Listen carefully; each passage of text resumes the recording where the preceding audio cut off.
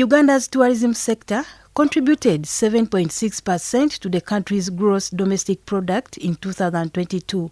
According to the World Travel and Tourism Council, this is driven by Uganda's diverse tourism assets, including the wildlife, landscape and culture.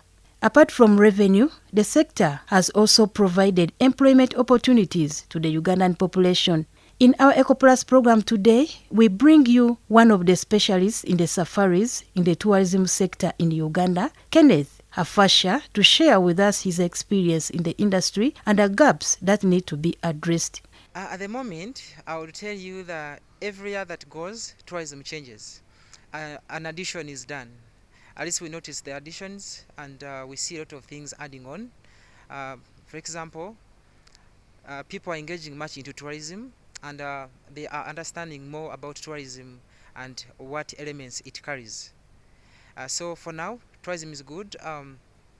The number of people we are receiving is also increasing every day and night. Not like before. By then, we used to receive people traveling to Africa, for example, for few reasons. For example, one would save his money for his family, and then he says, I would go to Africa after my 50 years, after my pension, then I have my safari adventure for me and my family. Not the case of today, whereby people now are traveling for many reasons. For example, young people are traveling for research, for study, for friendship, for networking, for businesses, and many other things. So today, that's why I'm telling you that we are getting tourism improving and developing and growing and widening every day that passes. Tourism sector cannot be separated from the environment as they coexist. The meeting point is what we go to see in tourism is a product of conservation. When we have our way to one of the national parks in Uganda or in Rwanda or wherever, what we find is a product of conservation. For example, if these parks have been not conserved very perfectly, we wouldn't be able to find the animals. If the conservation has not been done perfectly, we would find a lot of soil erosions. If trees have been cut anyhow in the areas of, let's say, Kigezi, you would find the land is sliding towards the valleys, and then all the roads are closed. So that means we couldn't assess the destinations we're visiting to. So this would show how much conservation is actually playing a big role, and then gives us the product of tourism ready. Another thing is that the community, the conservation has led to the community development, because now we have people who go to places to see the communities. We don't actually go to see the animals only, not only the hills, but the people we find is something we take as an important thing. For example, when you go to Google, you see what tourists are writing about. The positivity about the country, Uganda. They will tell you that at least in Uganda, beautiful hills, beautiful animals, and they never forget beautiful people, because whoever they come across is giving them the smile. So people have been engaged in conservation, and to that case, we are really getting them understand what conservation is, and then at the end of the time, tourism is having peace. So we are able to see whatever we want to see, we enjoy our country, and then because conservation is very good. And then in addition to that, when you go to places, the fact that the community living near the national parks and other tourism sites has been sensitized about conservation, they understand when we go there, they know we've come to see the places they are keeping safe. So they also keep us safe. So they actually, not like before where you would go to the places, they look at you as a new person, they look at you as an intruder. But for now, we find everyone is friendly because the conservation and tourism have become to be one. Community sensitization on matters of tourism and nature conservation are among the key priorities safari companies and government have undertaken to make humans coexist with wildlife. This has favored the tourism sector in Uganda. How we sensitize the community in tourism, one, when you do safaris, for example, if I went to, let's say, Queen Elizabeth National Park, or maybe Mugahinga, when I take my clients there personally, One thing I do is visiting the communities around the place. When we visit them, we engage them in some of the activities. For example, we collect them and gather them to give us dances so that our clients can enjoy the dances, and we pay them some money, and then they feel happy. We also feel happy. Otherwise, we wouldn't be getting the cash money. Let's give to the community. Let's do this. Let's give free money. We would not feel comfortable with that. But we created it in that way that give us what you have to offer, then can also give you what you have to offer. So in that case, we connect with them and then we show them how much keeping those areas safe and conserved perfectly is very important, because we tell them, now you see, we are able to reach in your area because you've kept these animals safe. So in keeping the animals safe, we've come to visit you, and so we have also supported you. Another thing that was on the personal level, and me in my businesses, if you go to the government level, government itself, if you go to Uganda Wildlife Authority, they have the share they give to the area, to the people living near the national parks. Every end of the year, they get part of the revenue share they give to the community, not by cash, but they look at developing the schools for them, the water facilities, electricity, and many other things. So in that way, from the income we generate from the tourism. So in that case, the community will feel like they are engaged more into tourism. So they will feel like if we destroy everything around us, people will not be coming here, yet we get the income from them. Yeah, so that's how much we are trying to balance the two. And I will tell you the truth, the community has played a very big role in nurturing our tourism. Environment is very favorable at all levels. If you go to the village, even the country itself, like everything is very safe, and you feel like even the rules and regulations that have been set up by the government through the UWA, I mean Uganda Wildlife Authority, have also favored tourism itself. So the environment generally is good and has favored all kinds of tourism, to the fact that even when you go to the communities in the cities, you can go to the community and tour the history. Let's say go to Buganda Kingdom, Toro Kingdom.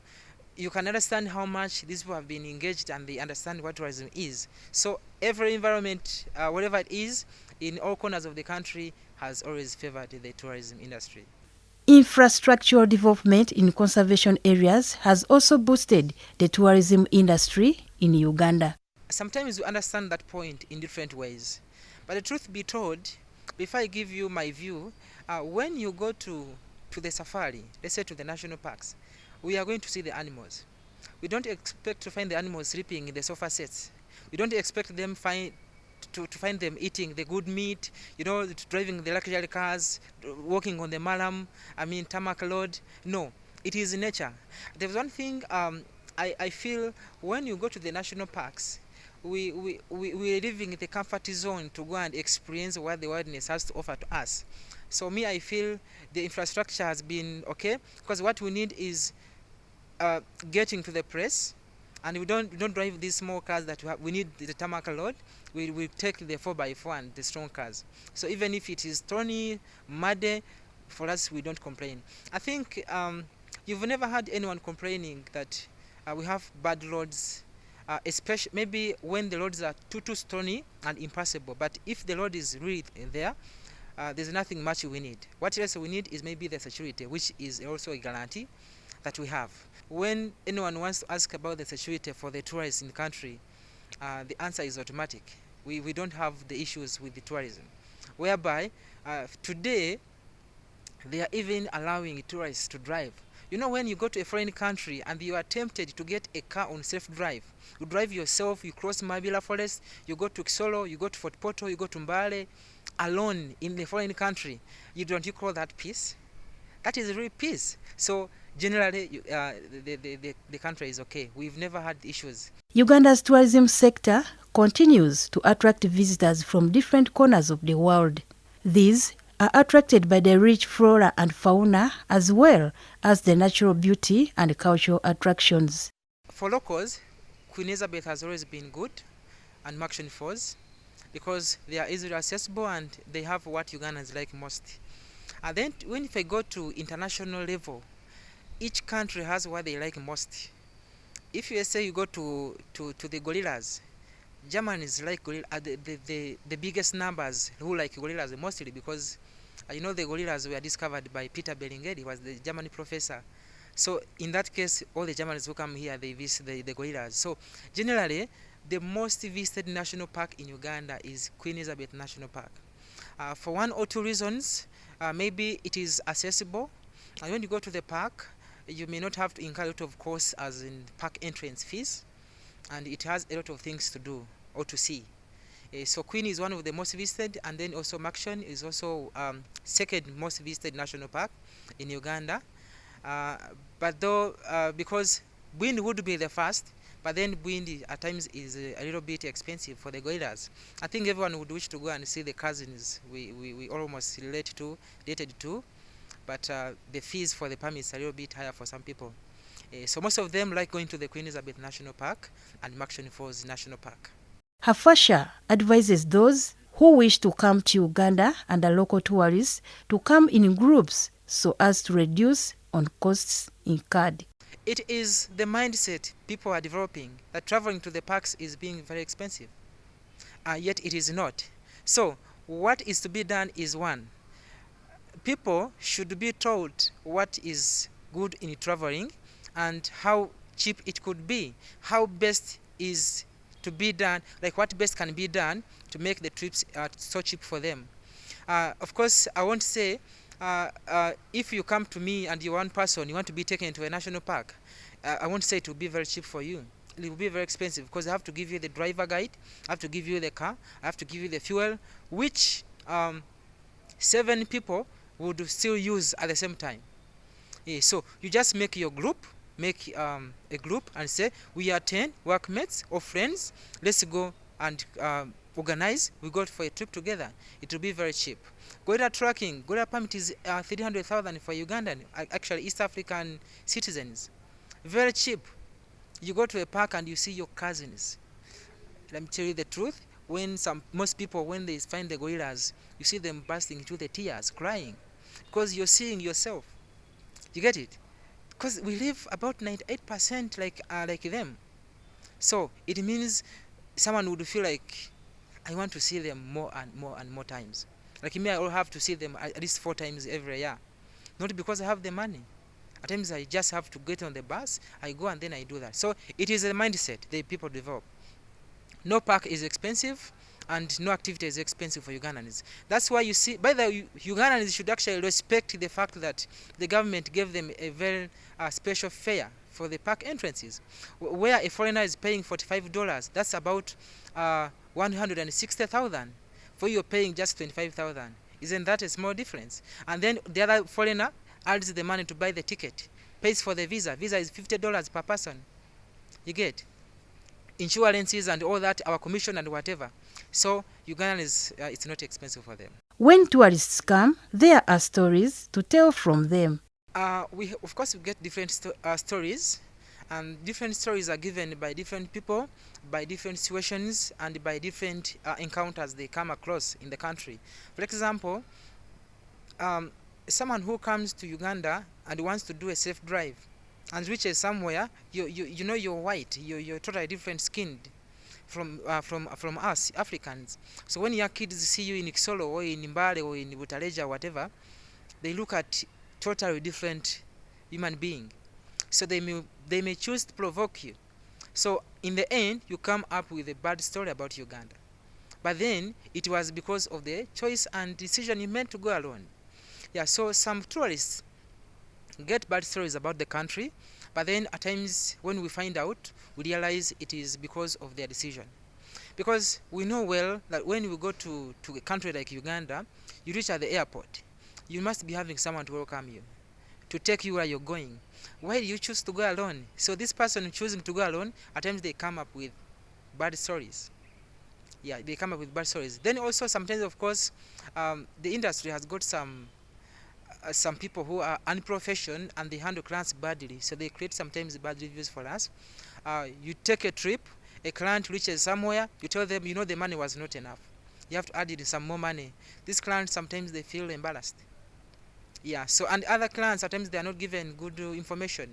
You reach at the park, you are supposed to come with a lunch for the gorillas, but the guide never told you need a lunch. So you feel disappointed. So a bad story starts from there. But generally as a country, the few bad stories we've got always are about tourism. But as a country, we never had bad stories from the foreigners. Like any other sector, the tourism industry faces challenges which need to be addressed for the betterment of the sector. Mostly what I've observed myself, because we have everything in place, but then people to serve the food. The food is ready, and people to eat the food are ready, but times we have differences in people who serve the food to the clients. I'm talking of the guides and tour operators. At times we have good ones, we have those who are trying, and we have those who have failed completely. But then everyone is having a passion too. So the missing gap is mostly the skilling. The skills are mostly what is challenging most of the people. Otherwise everything is in place. The other parties have played their part. And then the guides, we have really few guides. We have many guides, but then few can deliver the best. That is according to my personal assessment. Few can deliver the best. Looking at what we give to the clients, professionalism is missing in some people.